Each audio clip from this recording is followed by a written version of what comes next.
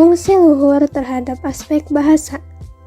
Bahasa merupakan sistem kognitif manusia yang unik dan dapat dimanipulasi untuk menghasilkan sebuah kalimat bahasa yang kalimat bahasa tersebut dapat digunakan oleh manusia sebagai alat komunikasi antar sesama manusia yang bertujuan untuk menggambarkan perasaan, pikiran, dan maksud hatinya. Bahasa juga merupakan alat verbal dan sistem simbolisan yang arbitrer yang digunakan oleh manusia untuk berkomunikasi dan berinteraksi antar sesamanya dengan berlandaskan pada budaya yang mereka miliki bersama. Tanpa adanya bahasa, tidak mungkin manusia dapat menyampaikan pikirannya dan dipahami oleh orang lain. Adapun proses bahasa pada otak terbagi menjadi dua, yaitu proses bahasa ucapan dan proses bahasa visual.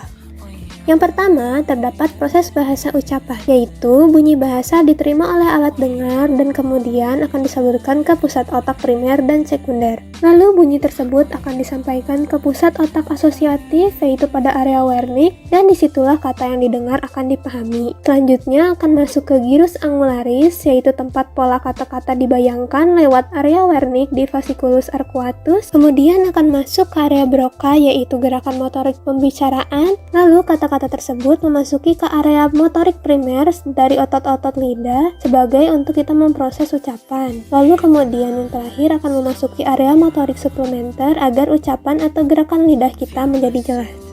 Kedua, terdapat proses bahasa visual. Proses ini dimulai dari bahasa tulisan akan diterima oleh alat visual menuju pusat otak primer penglihatan. Kemudian bahasa tulisan tersebut akan disalurkan ke pusat otak asosiasi penglihatan dan di sini akan terjadi pengenalan informasi. Lalu informasi tersebut akan masuk ke gyrus angularis dan disalurkan ke area Wernicke, lalu akan disalurkan kembali ke area Broca sebagai gerakan pembicaraan dan yang terakhir bahasa tersebut akan memasuki ke area motorik primer dan suplementer sehingga kita dapat memahami dan mengerti akan tulisan tersebut.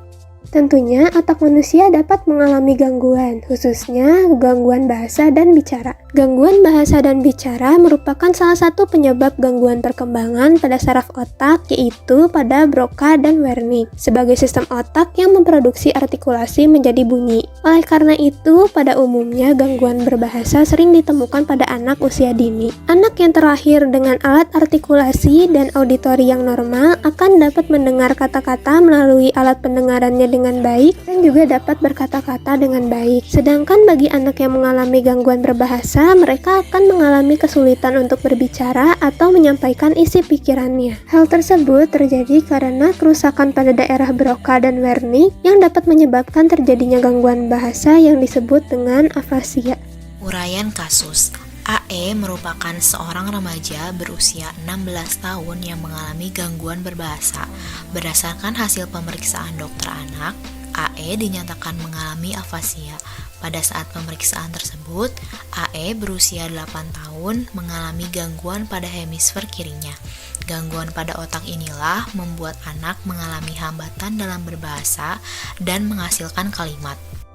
Identifikasi masalah. Yang pertama, pada orang yang mengalami gangguan afasia, area otak mana, neurotransmitter, dan proses kerja otak mana yang terganggu.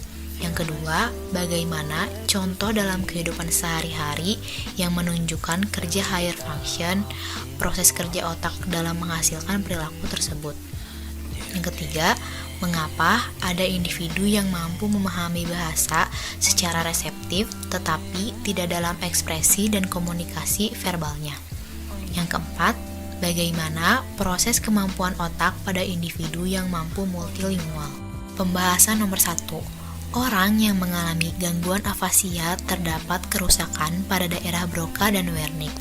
Proses kerja otak pada gangguan afasia yaitu proses produksi bahasa dan pemahaman meliputi masukan atau input auditori dan pengkodean naik ke traktus kortikobulbar menuju kapsula interna dan batang otak.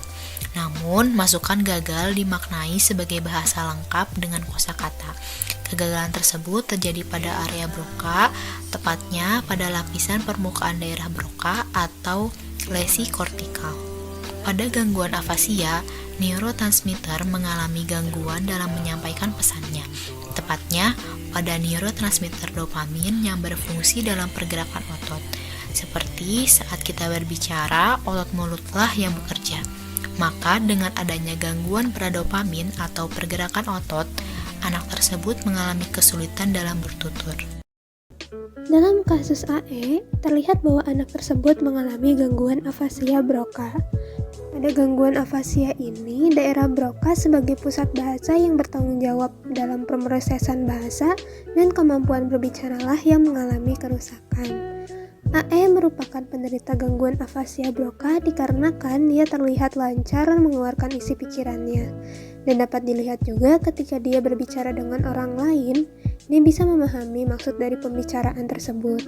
Pada waktu berbicara, anak yang mengalami afasia Broca cenderung menggunakan kalimat yang sangat pendek yang biasanya kurang dari 4 kata.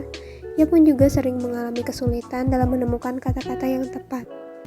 Pembahasan yang kedua berupa contoh perilaku afasia dari AE dalam kehidupan sehari-hari, yaitu ketika memberitahu suatu informasi kepada bibinya bahwa kemarin Mama Farel membeli sepeda motor, namun diucapkan oleh AE dengan kalimat yang keliru ataupun salah. Contoh lainnya berupa kalimat perintah, yaitu subjek memerintahkan adiknya untuk bersabar dengan kata abala, yang dimaksudkan adalah sabarlah. Lalu ada juga kalimat yang diujarkan untuk menginformasikan bahwa ia sedang demam dengan kata ala demam. Pembahasan yang ketiga, hal ini disebabkan karena terjadinya penyempitan pada area Broca yang menyebabkan kesulitan bicara dan mengungkapkan ujaran secara verbal, seperti kalimat yang diproduksi terpatah-patah atau ucapan tidak jelas. Pembahasan yang terakhir yaitu pada individu yang mampu multilingual mengalami fungsi eksekutif yang mengaktifkan lebih dari 2 bahasa secara bersamaan. Kemampuan otak mereka lebih efisien dalam memilah mana informasi yang penting dan tidak penting.